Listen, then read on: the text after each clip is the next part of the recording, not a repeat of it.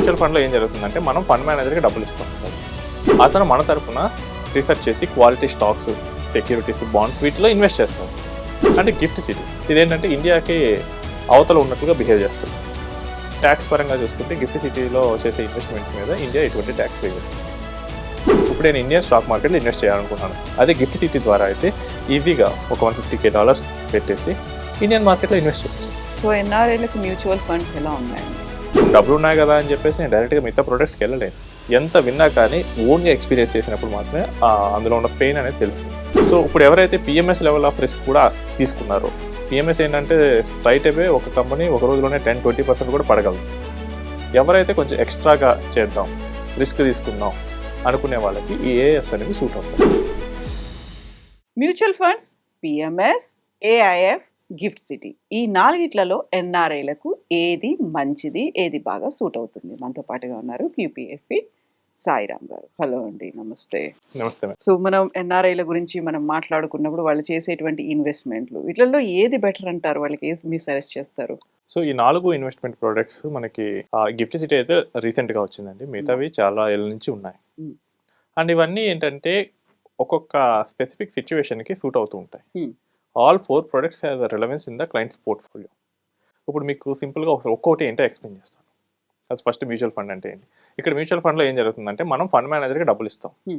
అతను మన తరపున రీసెర్చ్ చేసి క్వాలిటీ స్టాక్స్, సెక్యూరిటీస్, బాండ్స్ వీటిలో ఇన్వెస్ట్ చేస్తాడు. అండ్ అవి ఒక పీరియడ్ ఆఫ్ టైం తర్వాత ఒక 5 years 10 years తర్వాత వాటి మీద వచ్చే రిటర్న్ మనది. ఇదంతా చేసినందుకు fund manager will take some fees. ఇది నేనే చేసుకోవచ్చు. బట్ నాకు అంత టైం ఉందా, నాకు అంత కెపాసిటీ ఉందా, నేను ఎక్కడో విదేశాల్లో ఉండి చూస్తూ ఉంటాను. ఇదంతా నేను చేసుకునే బదులు 1% 2% ఫీజు ఇస్తే ఫండ్ మేనేజర్స్కి they will do it. So ఇది మ్యూచువల్ ఫండ్. అండ్ పిఎంఎస్ వచ్చేసరికి సో ఇది కొంచెం డిఫరెంట్గా ఉంటుంది. మీకు మ్యూచువల్ ఫండ్లో ఏంటంటే మినిమం 5,000తో కూడా స్టార్ట్ చేయొచ్చు. పిఎంఎస్ వచ్చేసరికి 50 lakhs పెట్టి ఇన్వెస్ట్ చేయాలి. అండ్ ఇక్కడ కూడా ఫండ్ మేనేజర్ ఉంటాడు. ఇక్కడ కూడా మన తరపున ఫండ్ మేనేజర్ స్టాక్స్ పిక్ చేస్తాడు. బట్ మ్యూచువల్ ఫండ్లో ఫండ్ మేనేజరు పిక్ చేసే స్టాక్స్ని నేను ఏం చేయలేను, నాకు ఇష్టం లేదు ఒక స్టాక్, నేను ఆపమని చెప్పలేను. అదే ఒక పిఎంఎస్లో అయితే చేయొచ్చు. అలా నాకు ఆ కంపెనీ నచ్చలేదు, you can avoid this company, అలా చేయొచ్చు. అండ్ నాకు 20-25 స్టాక్స్లోనే మనం తీసుకోవచ్చు. అండ్ ఇక్కడ ఇన్వెస్ట్మెంట్ ఎప్పుడు నా అకౌంట్లో ఉంటుంది. మ్యూచువల్ ఫండ్లో వచ్చేసరికి మ్యూచువల్ ఫండ్ కంపెనీ పేరు మీద ఉంటుంది. ఇప్పుడు mutual fund company TCS shares ఉన్నాయి, అదేమి నా అకౌంట్లో కనిపించదు. బట్ పిఎంఎస్లో తీసుకుంటే షేర్స్ నా అకౌంట్లో ఉంటాయి. అండ్ ఇదేంటంటే ఒక 50 lakhs మినిమం పెట్టాల్సి వస్తుంది. సో షేర్స్ డైరెక్ట్గా కొంటున్నాం కాబట్టి కొంచెం రిస్కీ ప్రోడక్ట్. అండ్ ఏఎఫ్ ఇది కొంచెం కాంప్లెక్స్గా ఉంటుంది. ఇవేంటంటే మనకి స్టార్టప్స్లో ఇన్వెస్ట్ చేయటం, ప్రాజెక్ట్స్ కొన్ని ఉంటాయి, రియల్ ఎస్టేట్ ప్రాజెక్ట్స్ స్టార్టింగ్ టైంలో మనం కంపెనీస్ కొన్ని ఇన్వెస్ట్ చేస్తూ ఉంటాయి. అండ్ ప్రైవేట్ ఈక్విటీస్లో పార్టిసిపేట్ చేయటం, ఇలాంటివి కొన్ని ఉంటాయి. ఇవేంటంటే చాలా హై రిస్క్తో కూడుకున్నాయి, at the same time high reward కూడా వస్తాయి. ఇప్పుడు నేను ఈ ఒక 15 years బ్యాక్ ఫ్లిప్కార్ట్లో ఇన్వెస్ట్ చేసే ఆపర్చునిటీ వస్తే నాకు ఈరోజు ఫ్లిప్కార్ట్ సక్సెస్ తెలుసు కాబట్టి నేను ఖచ్చితంగా ఎక్కువ అమౌంట్ పెట్టేవాడిని. సో ఏఎఫ్స్ అలాంటి ఆపర్చునిటీస్ ఇస్తాయి. They will identify that startups who has a potential. But చాలా వరకు స్టార్టప్స్లో ఫెయిల్యూర్ అయితే ఉంటుంది. సో మీరు ఒక 1 crore పెడితే ఆల్మోస్ట్ 85-90 lakhs పోవచ్చు. కానీ మిగిలిన 10 or 15 lakhs మిగతా అమౌంట్ని జనరేట్ చేస్తూ ఉంటాయి. సో కొంచెం ఎక్కువ రిస్క్తో కూడుకున్నవి ఏఎఫ్స్, ఎట్ ద సేమ్ టైం ఎక్కువ రిటర్న్ కూడా ఇస్తాయి. అంటే గిఫ్ట్ సిటీ ఇది మనకి ఏంటంటే గిఫ్ట్ సిటీలో రిజిస్టర్ అయిన ఇన్వెస్ట్మెంట్ కంపెనీస్. ఇదేంటంటే ఇండియాకి అవతల ఉన్నట్లుగా బిహేవ్ చేస్తుంది. అండ్ ట్యాక్స్ పరంగా చూసుకుంటే గిఫ్ట్ సిటీలో చేసే ఇన్వెస్ట్మెంట్స్ మీద ఇండియా ఎటువంటి ట్యాక్స్ వేయదు. సో ఎన్ఆర్ఎస్కి ఇక్కడ ట్యాక్స్ ఉండదు, ఇండియా ట్యాక్స్ పే చేయాల్సిన అవసరం లేదు. అదే మిగిలిన మూడిట్లో ఇన్వెస్ట్ చేస్తే they have to pay Indian tax. ఇక్కడైతే అవసరం లేదు. సో ఇది మెయిన్గా డిఫరెన్స్. అండ్ గిఫ్ట్ సిటీకి $150K అనేది పెట్టాలి, లిమిట్ పెట్టారు మినిమం. నేను 1,000 10,000 ఇన్వెస్ట్ చేస్తాను, కుదరదు. మీరు వస్తే $150K అంటే ఇప్పుడు 1,35,00,000 పైన పెట్టాలి, అప్పుడే గిఫ్ట్ సిటీలో తీసుకుంటారు. కొన్ని కంపెనీస్ ఉన్నాయి మంత్లీ $500K తీసుకుంటున్నాయి, బట్ మెజారిటీ $150K అయితేనే ఎంట్రీ ఉంటాయి. సో ఎన్ఆర్ఐలకు మ్యూచువల్ ఫండ్స్ ఎలా ఉన్నాయండి? సో మ్యూచువల్ ఫండ్స్ ఎన్ఆర్ఐస్కి వచ్చేసరికి చాలా ఈజియెస్ట్ ప్రోడక్ట్ అండి, సింపుల్ ప్రోడక్ట్. సో దీనికి ఏంటంటే లో ఎంట్రీ బ్యారియర్. ఇప్పుడు నేను ఇందాక చెప్పాను 50 lakhs, 1 crore, $150K. మ్యూచువల్ ఫండ్స్లో అదేం ఉండదు. ఓ 5,000 రూపీస్తో కూడా మనం పెట్టుకోవచ్చు. సో 5,000 రూపీసే కాబట్టి ఎంట్రీ అమౌంట్ చిన్నవి ఉంటాయి కాబట్టి చాలామంది ఈజీగా స్టార్ట్ చేయడానికి ఉంటుంది. And it is the first step to start. ఇప్పుడు డబ్బులు ఉన్నాయి కదా అని చెప్పేసి నేను డైరెక్ట్గా మిగతా ప్రోడక్ట్స్కి వెళ్ళలేను. ఎందుకంటే ఆ ప్రోడక్ట్స్లో ఉన్న రిస్క్ అనేది అర్థం కాదు చాలామందికి. ఎంత విన్నా కానీ ఓన్గా ఎక్స్పీరియన్స్ చేసినప్పుడు మాత్రమే అందులో ఉన్న పెయిన్ అనేది తెలుస్తుంది. నేను చాలామంది కస్టమర్స్కి చెప్తూ ఉంటాను, మీకు అది రిస్క్ ఎక్కువ ఉంటుంది, మీరు ఆ ప్రోడక్ట్కి వెళ్ళొద్దు. లేదంటే రిటర్న్స్ చూసి చాలామంది ఏంటంటే ఫ్యాసినేటింగ్గా ఫీల్ అయ్యి అందరూ ఇన్వెస్ట్ చేస్తూ అంటారు. బట్ అందులో ఉన్న రిస్క్ అనేది అర్థం చేసుకోరు. రిస్క్ ఎలా ఉంటుందంటే మీరు ఇన్వెస్ట్ చేసిన తర్వాత 1 lakh ఇన్వెస్ట్ చేస్తే ఫర్ ఎగ్జాంపుల్, అది మీరు చూస్తున్నా కానీ వితిన్ 2 months 50,000 అయితే ఎలా ఉంటుంది? సరే మీరు భరించారు, ఒక 1 year వెయిట్ చేశారు, అది ఆడే ఉంది, మీరు అప్పుడు ఉండలేరు కదా. సో అది రిస్క్. ఆ రిస్క్ని అర్థం చేసుకోవాలి. నా ప్రోడక్ట్ ఏం చేస్తుందో అర్థం చేసుకోవాలి. సో అది అర్థం చేసుకునే నాలెడ్జ్ లేనప్పుడు మనకి వాటిలోకి వెళ్ళకపోవడం బెటర్. అదే మ్యూచువల్ ఫండ్ అయితే it's very simple to understand. మనం ఫండ్ మేనేజర్కి డబ్బులు ఇస్తాం, ఫండ్ మేనేజర్ మన తరపున స్టాక్స్ కొంటాడు. చాలా తక్కువ అమౌంట్తో ఇన్వెస్ట్ చేసుకోవచ్చు. 5,000 10,000 రూపీస్తోనే నేను స్టార్ట్ చేసుకోవచ్చు.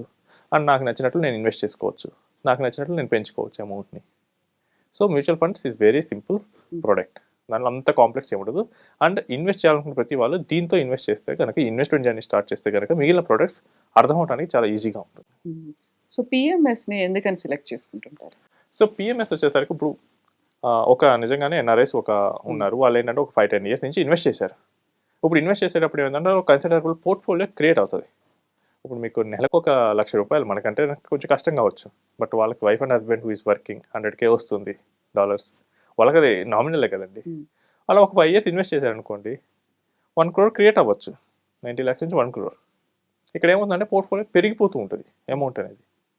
సో ఇప్పుడు ఏంటంటే వీళ్ళకి రిస్క్లు కూడా అర్థమవుతాయి. ఒక 5 years ఉన్నారంటే మార్కెట్ కోవిడ్ అప్పుడు చూసుండొచ్చు, నెక్స్ట్ రష్యా ఉక్రెయిన్ వార్ చూసుండొచ్చు, నెక్స్ట్ మనకి ఆపరేషన్ సింధూర్ ఇవన్నీ చూసుండొచ్చు. పార్లమెంట్ ఎలక్షన్ రిజల్ట్ ఒక రోజులోనే 5% డౌన్ అవడం చూసుండొచ్చు. మొన్న జనవరి మంత్ లాస్ట్ వీక్లో కూడా 5% వరకు డౌన్ అయింది. ఇలాంటివన్నీ చూసుంటారు కాబట్టి వీళ్ళకి కొంచెం అర్థం అవుతుంది. ఈక్విటీ మార్కెట్స్ అంటే స్ట్రైట్ అవే పెరగవు, కొంతకాలం డౌన్ ఉంటుంది, కొంతకాలం ఫ్లాట్ ఉంటుంది, షార్ట్ టైంలో పెరిగిపోవచ్చు. సో ఇవన్నీ వాళ్ళకి అర్థమవుతుంది కాబట్టి వాళ్ళకి ఆ రిస్క్ తీసుకోవడానికి ఎబిలిటీ పెరుగుతుంది. ఇప్పుడు నెక్స్ట్ మ్యూచువల్ ఫండ్ కన్నా కొంచెం ఎక్కువ రిస్క్ ఉండే ప్రోడక్ట్ పిఎంఎస్. ఇక్కడ ఏంటంటే స్టాక్స్ నేను 20 or 25 తీసుకుంటాను. నేను సెలెక్టెడ్ స్టాక్స్ తీసుకునేటప్పుడు నాకు రిస్క్ ఎక్కువ ఉంటుంది. పోతే మొత్తం పోవచ్చు, వస్తే మొత్తం రిటర్న్ నాదే. సో అప్పుడు నేను కొంచెం ఎక్స్ట్రా రిటర్న్ కోసం నేను పిఎంఎస్కి వెళ్తాను. అండ్ ఇంకోటి ఏంటంటే నాకు బెనిఫిట్ ఏంటంటే అది నాకు నా అకౌంట్లోనే ఉంటాయి. మ్యూచువల్ ఫండ్ అయితే నా అకౌంట్లో ఉంటుంది. సో దీనికోసం ఎన్హాన్స్డ్ రిటర్న్ కోసం పిఎంఎస్కి వెళ్తూ ఉంటాం. ఏఐఎఫ్ ఎందుకని డిఫరెంట్ అండి? ఏఎఫ్ వచ్చేసరికి కంప్లీట్గా డిఫరెంట్ అండి. ఇది రియల్ వెల్త్ మేనేజ్మెంట్. ఇప్పటి వరకు మనం చేసేది ఏంటంటే త్రూ ఇన్వెస్టింగ్ మనం చేస్తూ ఉంటాం. ఇక్కడి నుంచి మనం బిజినెస్లో పార్టిసిపేట్ చేస్తాం. ఒక స్టార్టప్ కంపెనీ మనం చూసాం, ChatGPT, DeepSeek, ఇలాంటి కంపెనీస్ ఎర్లీ స్టేజ్లో కనుక ఫండింగ్ చేసే అవకాశం ఉంటే ఇప్పుడు ఎంత వెల్త్ క్రియేట్ చేయగలం. ఇలాంటి కంపెనీస్లో మనం ఇన్వెస్ట్ చేస్తాం. అండ్ ఇక్కడ ఏంటంటే ప్రైవేట్గా కంపెనీస్లో పార్టిసిపేట్ చేయొచ్చు. ఇప్పుడు చాలామందికి ఏంటంటే మన న్యూస్లో చూస్తూ ఉంటారు, వెంచర్ క్యాపిటలిస్టుల ద్వారా ఈ కంపెనీకి ఇంత ఫండింగ్ వచ్చింది. ఇవన్నీ ఏంటి? ఏఎఫ్స్. ఆ ఫండ్ ఏం చేస్తుందంటే ఇన్వెస్టర్ల దగ్గర నుంచి మనీ కలెక్ట్ చేస్తుంది. అందులో మ్యాక్సిమం 1,000 ఉండొచ్చు. సో 1,000 ఇన్వెస్టర్స్ నుంచి 1 crore ఈచ్, మ్యాక్సిమం 1,000 crores తీసుకొని అదేం చేస్తుందంటే ఒక 50 to 100 స్టార్టప్స్ కంపెనీస్లో ఇన్వెస్ట్ చేయొచ్చు. అప్పుడు ఏమవుతుంది, కంపెనీస్ యొక్క పర్ఫార్మెన్స్ బట్టి ఈ షేర్ వాల్యూస్ అనేది మారుతూ ఉంటాయి. అవి స్టార్టప్స్ కాబట్టి కొంచెం ఎక్కువ వాలటిలిటీ ఉండొచ్చు. At the same time high return కూడా వచ్చే ఛాన్స్ అయితే ఉంటుంది. సో ఇప్పుడు ఎవరైతే పిఎంఎస్ లెవెల్ ఆఫ్ రిస్క్ కూడా తీసుకున్నారో, పిఎంఎస్ ఏంటంటే స్ట్రైట్ అవే ఒక కంపెనీ ఒక రోజులోనే 10-20% కూడా పడగలదు. సో ఒక రోజులో 20% చూసిన వాళ్ళు ఈవెన్ 40-50% పడినా కానీ వాళ్ళకి అర్థమవుతుంది, ఓకే ఇది నార్మల్ గేమ్లో భాగం అని చెప్పేసి. ఎవరైతే కొంచెం ఎక్స్ట్రాగా చేద్దాం, రిస్క్ తీసుకుందాం అనుకునే వాళ్ళకి ఈ ఏఎఫ్స్ అనేవి సూట్ అవుతాయి. గిఫ్ట్ సిటీ గురించి చాలా మంది మాట్లాడుకుంటున్నారు కదా, అదేంటి అసలు? సో గిఫ్ట్ సిటీ అనేది ఏంటంటే మనకి ఎన్ఆర్ఐస్ ఇన్వెస్ట్మెంట్స్ని ఇండియాలోకి తీసుకురావడానికి మెయిన్గా దాన్ని తీసుకొచ్చండి. ఇప్పుడు మిగిలిన 3 రూట్స్లో మనకి కేవైసీ అనే ఒక ప్రాసెస్ ఉంటుంది. అదొక చాలా కంబర్సమ్ ప్రాసెస్. అది చేయలేక చాలామంది వెళ్ళిపోయారు కూడా. I have a client who is waiting almost ఒక 9 months నుంచి వెయిట్ చేస్తున్నాం కేవైసీ కంప్లీట్ అవడం కోసం. సో ఆయనకి ఏంటంటే ఇండియాలో ఎన్ఆర్ఓ అకౌంట్ లేదు, ఎన్ఆర్ఐ అకౌంట్. ఆయన ఏమో సింగపూర్లో ఉంటాడు. మన వాళ్ళు ఆన్లైన్లో ట్రై చేస్తుంటే నీకు ఆ డాక్యుమెంట్ లేదు, ఈ డాక్యుమెంట్ లేదు అని రిజెక్ట్ చేస్తున్నారు. సో ఇలాంటి వాళ్ళు ఎంతమంది ఉండొచ్చు? ఒక సింగపూర్ క్లయింటే కాదు కదా, ఇక్కడ చాలామంది ఉన్నారు చాలా కంట్రీస్లో.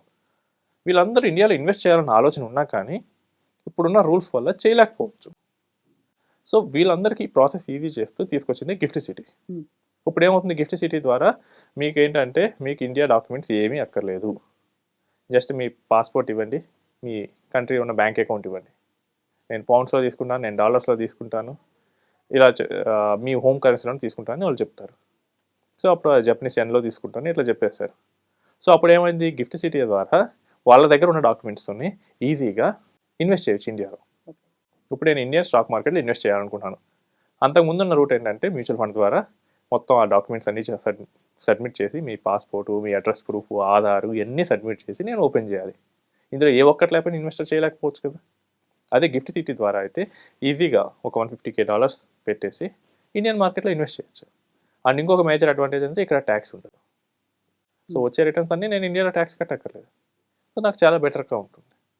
సో ఈ ఏ మనీ అయితే ఇండియాలో రావడానికి ఇబ్బందులు ఎదురుతుందో చూసి గవర్నమెంట్ ఏం చేసిందంటే దానికి స్పెషల్గా ఒక గిఫ్ట్ సిటీ అనే కాన్సెప్ట్ డిజైన్ చేసింది.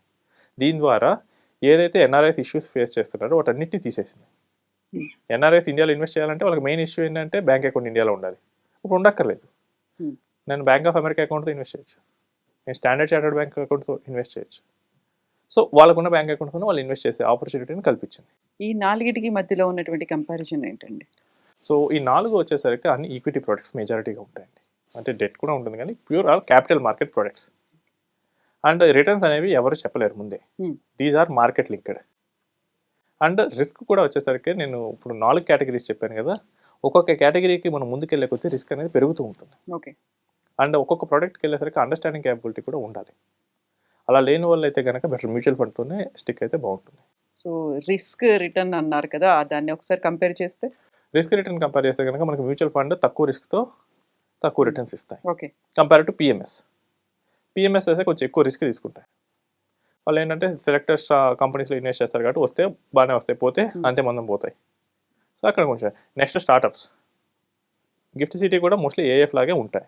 ఇవి రెండు ఒకే రిస్క్ లెవెల్తో ఉన్నవి.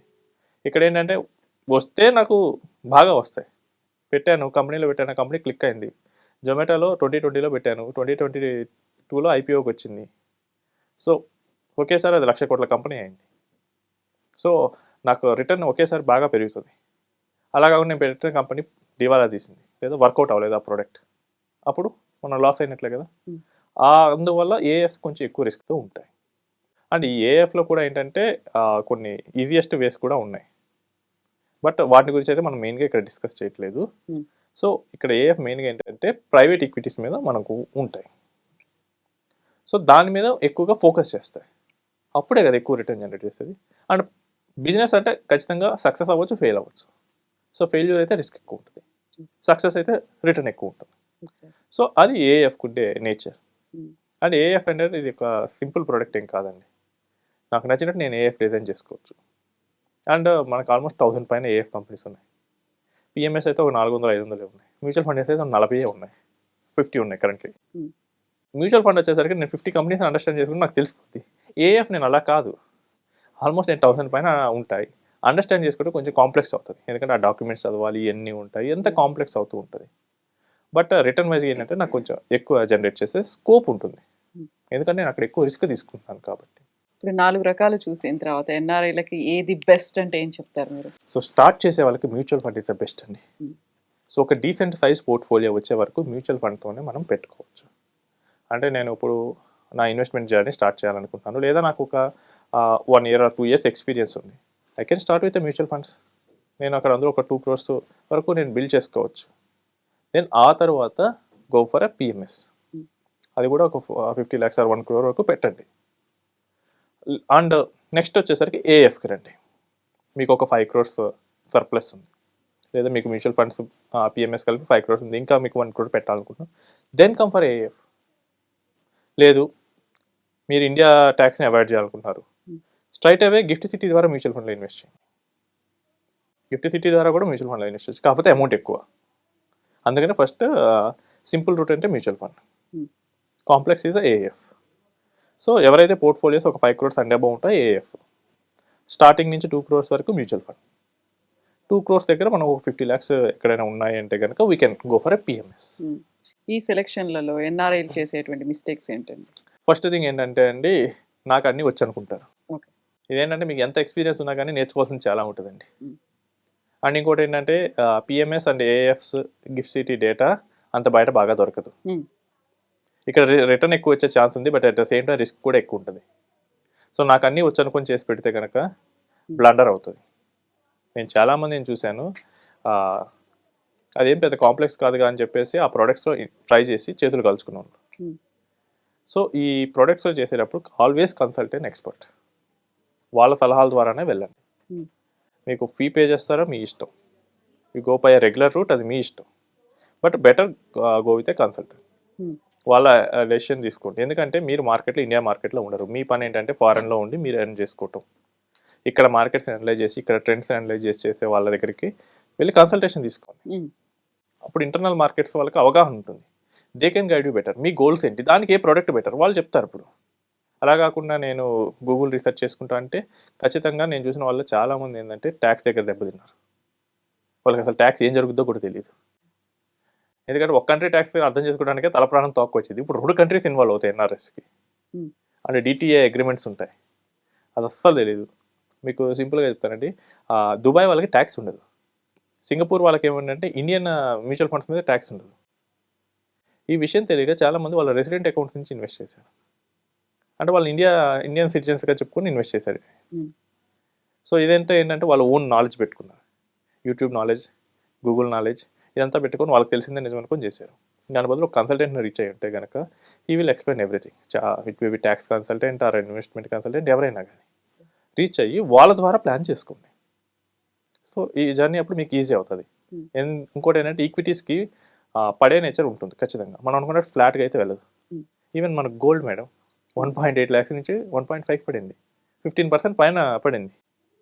ఒక మంత్లో 15% పైన కనుక మీ ఇన్వెస్ట్మెంట్స్ పడితే అంత ఈజీగా ఉండదు. సిల్వర్ 4 lakhs నుంచి 2 lakhs పడింది, ఇంకా అది ఒక రోజులో 33% కోల్పోయింది. సో అదే నేచరు వీటికి కూడా ఉంటాయి. మీకు కమోడిటీస్ అయిన gold, silver, real estate, equities వీటన్నిటిని క్యాపిటల్ అసెట్స్ అంటారు. క్యాపిటల్ అసెట్స్కి పడే నేచర్ ఉంటుంది, పడితే బాగా పడవచ్చు. సో మిగతా అన్నా కానీ మీరు రియల్ ఎస్టేట్, గోల్డ్, సిల్వర్ అయినా కానీ మీరు హోల్డ్ చేయొచ్చు. అవి ఆర్నమెంట్ ఫామ్లో కానీ ఫిజికల్గా ఉంటాయి. వీటిని అయితే హోల్డ్ చేసే అంత గట్స్ ఉండవు. కాబట్టి బెటర్ గో విత్ కన్సల్టెంట్. ఇప్పుడు యుఎస్ డాలర్స్లో సంపాదిస్తున్నారు, బట్ రూపీ అనేది పడిపోతుంది కాబట్టి డిప్రిసియేషన్ వాల్యూ అడ్వాంటేజ్ ఏదైనా ఉంటుందా? సో ఇన్వెస్ట్ చేసేటప్పుడు అయితే ఉంటుందండి. ఇదేంటంటే ఇండియాలో సెటిల్ అవ్వాలనుకున్నప్పుడు డిప్రిసియేషన్ అనేది వాళ్ళకి పాజిటివ్గా పనిచేస్తుంది. ఇది నేను 2022లో $70 ఉన్నప్పుడు చూశాను. 1000 USD ఇన్వెస్ట్ చేస్తున్నాను. అప్పుడు నాకు 70,000 రూపీస్ ఇక్కడ ఇండియాలో ఇన్వెస్ట్ అయ్యేది. So for same 1000 USD now I'm investing 90,000 rupees. So currency depreciation వాళ్ళకి పాజిటివ్గా వస్తుంది. బట్ ఎవరైతే అక్కడికి రిటర్న్ తీసుకోవాలనుకున్నారో వాళ్ళకైతే కనుక ఇది అంతగా వర్కౌట్ అవ్వదు. So currency depreciation return to India plan చేయాలనుకున్న వాళ్ళు, ఇండియాలో వెల్త్ క్రియేట్ చేసుకోవాలనుకున్న వాళ్ళకి మాత్రం ఖచ్చితంగా యూజ్ అవుతుంది. ఎందుకంటే లాంగ్ టర్మ్లో కరెన్సీ డిప్రిషియేట్ అయ్యే కొద్దీ for the same number of dollars they will get more rupees. So more rupees అంటే మోర్ ఇన్వెస్ట్ చేస్తారు. ఎక్కువ ఇన్వెస్ట్ చేస్తే ఎక్కువ కార్పస్ క్రియేట్ అవుతుంది. సో ఇక్కడ ఇండియాలో వెల్త్ క్రియేట్ చేయాలనుకుంటే మాత్రం definitely it will be useful. But ఈ వెల్త్ని తీసుకెళ్ళి నేను అటు తీసుకెళ్తా అంటే కనుక ఇది మంచి ఆప్షన్ కాదు. ఎందుకంటే వాళ్ళకి రివర్స్ ఎఫెక్ట్ వస్తుంది. ఎందుకంటే నేను 70 రూపీస్లో ఉండదు, ఇప్పుడు 90 రూపీస్ అయింది అంటే నాకు తక్కువ డాలర్స్ వస్తాయి రివర్స్లో. అది వాళ్ళకి సూట్ అవుతుంది. కానీ ఇండియాలో ఇన్వెస్ట్ చేయాలనుకుంటే మాత్రం it's definitely good option. Thank you so much. Right.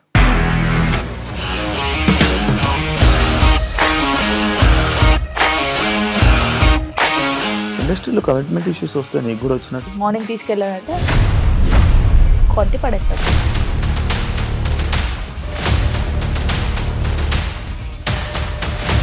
ఒక్కళ్ళు కూడా చూడలేదు ఈ సినిమా అని చెప్పడానికి కూడా చాలా ధైర్యం కావాలి. అది నిజం కదా, దాంట్లో ధైర్యం ఏంటి? ఇది నెక్స్ట్ డే ప్లేట్ మార్చేస్తే తప్పు కదా. As of now we are comfortable this అని నేను అనుకుంటున్నాను. రష్మిక గారిది మీది ఒకే ఊరంట కదా. నీకు కోపం వచ్చిందంటే బాగా తిట్టేత్తరా? తిట్టేద్దామండి. నిజంగా గేమ్ ని ఎలా చేంజ్ చేయగలిగారు? ఏపీఎస్ఎఫ్సి వాళ్ళకి 6 నెలల్లో నేను 6 లక్షలు కట్టా. బిజినెస్ చేయాలనుకుంటే it is as difficult as riding a tiger.